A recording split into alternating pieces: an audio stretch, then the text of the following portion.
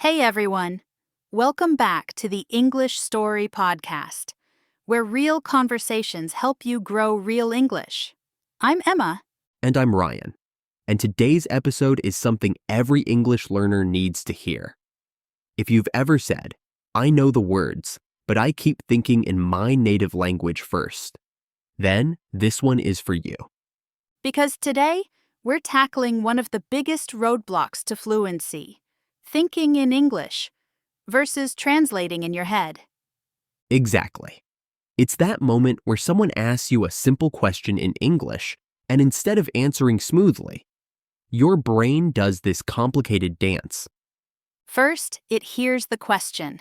Then it translates it into your language. Then it thinks of the answer. Then it translates it back into English. Then, finally, your mouth opens. By that time, the conversation has already moved on. Sound familiar? We totally get it. We've been language learners too, and we know how exhausting that cycle is. But here's the good news. You can train your brain to think in English, just like you trained it to walk, read, or drive. It's not magic. It's practice. In this episode, we'll explore why your brain keeps translating, how to gently stop it, and 5 practical methods to help you start thinking and speaking in English naturally. Plus, Zara will be here at the end with the vocabulary breakdown, so you don't have to worry about missing new words or expressions. All right, grab your notebook or just settle in, and let's unlock the secret to thinking in English. Let's start with a common situation. You're at a restaurant. The server says, "Would you like something to drink?" And instead of answering, your brain goes into overdrive. First, you think, what did she say? You translate the sentence into your native language. Then you figure out the answer. Yes, I want orange juice. Then you translate that back into English.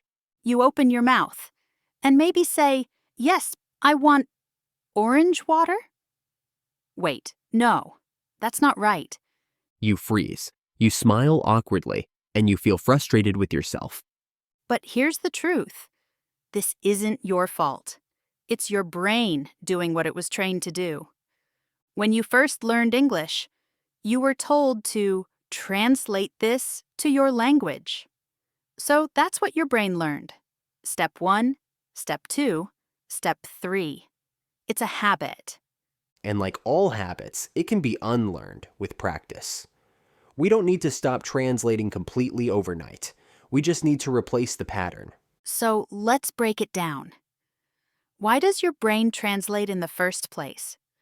Reason 1, it feels safe. Your native language is your comfort zone. So when your brain is unsure, it runs back to safety. Reason 2, you were probably taught English through translation. You read a sentence, translated it. You heard a phrase, wrote the meaning in your language. That was step 1 of your learning process. And it's still running in the background. And reason 3, you haven't had enough input in English. Translation is like a bridge. But once you've crossed it often enough, you don't need the bridge anymore. Exactly. We need to replace translation with something stronger, something smoother. And that brings us to our 5 tools. 1. Picture words, not translations. When you hear apple, don't think of the word in your language. Picture a real, red, shiny apple in your mind. This is called visual memory. Babies don't translate. They connect sounds with images. You can do the same. Try this. What comes to your mind when I say mountain, ocean, school bag? Don't translate, just visualize.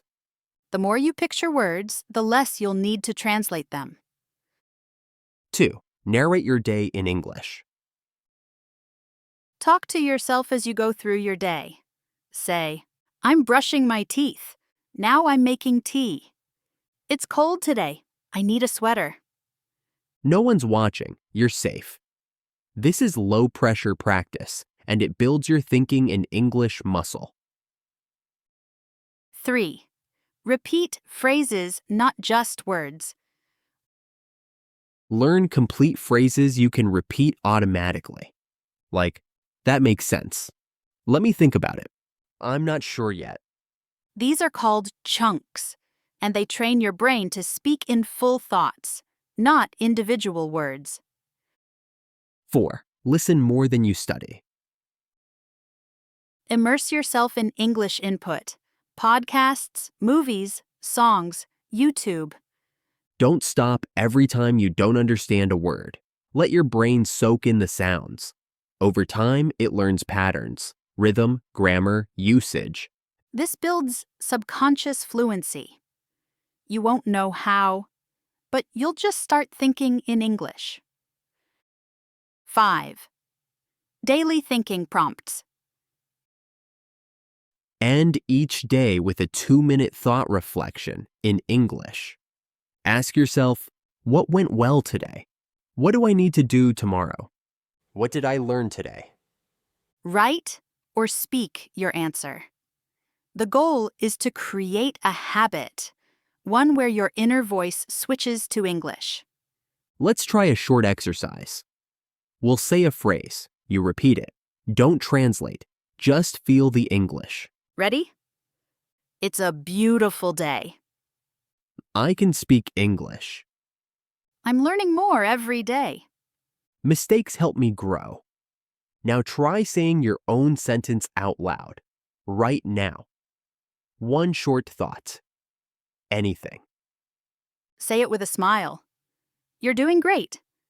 Thinking in English takes time, but it's possible, and it starts with small shifts. Like turning off the translation app in your brain. Not all at once, but one word, one phrase at a time. Be patient with yourself and kind.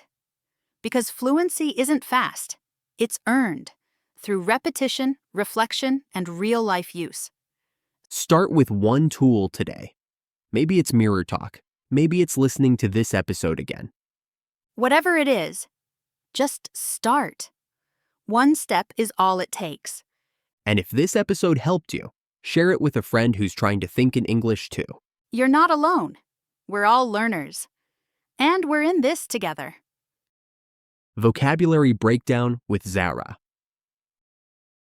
Hi everyone, it's Zara, and I'm back with today's vocabulary breakdown.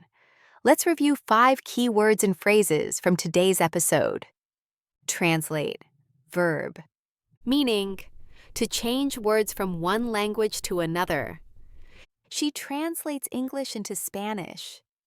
Visual memory, noun, meaning remembering things by seeing images in your mind. He remembers new words better using visual memory. Narrate, verb, meaning to describe out loud what's happening. I narrated my morning to practice speaking. Chunk, noun, meaning a group of words used together naturally. Let me see is a common chunk.